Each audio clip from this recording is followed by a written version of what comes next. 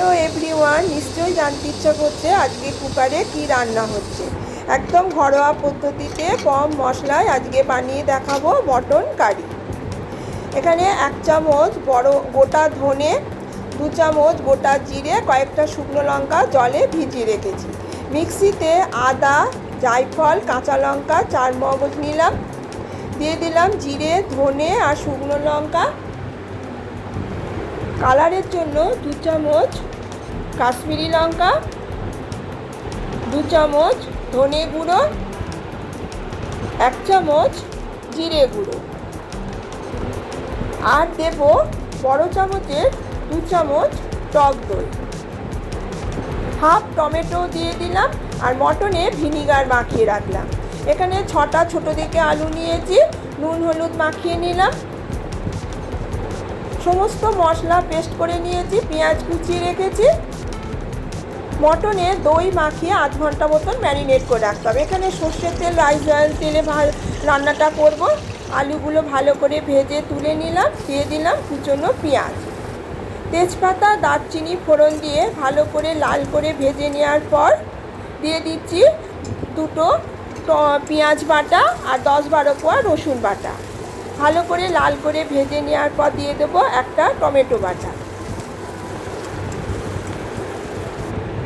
এখানে মশলা ধোয়া জলে 2 চামচ হলুদ গুলে পেঁয়াজের সাথে এটা ভালো করে আমি কষে নেব। এতে কালারটাও খুব সুন্দর হয় আর মশলাটাও খুব ভালোভাবে মিশে যায়।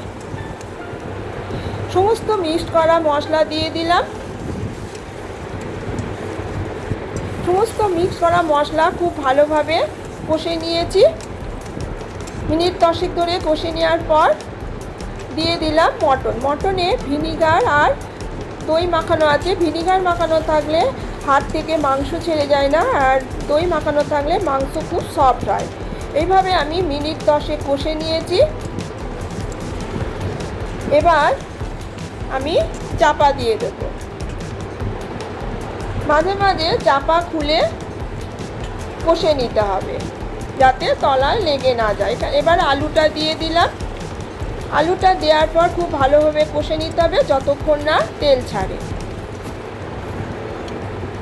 দিয়ে দিচ্ছি পরিমাণ মতো লবণ। লবণটা আগে দেবেন না, আগে দিলে কিন্তু মাংস সেদ্ধ হতে সময় লাগবে।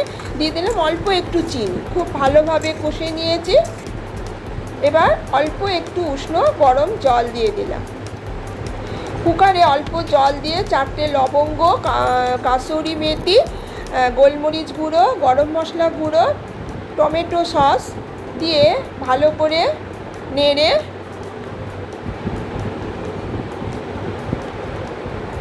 মাংসটা দিয়ে দেবো।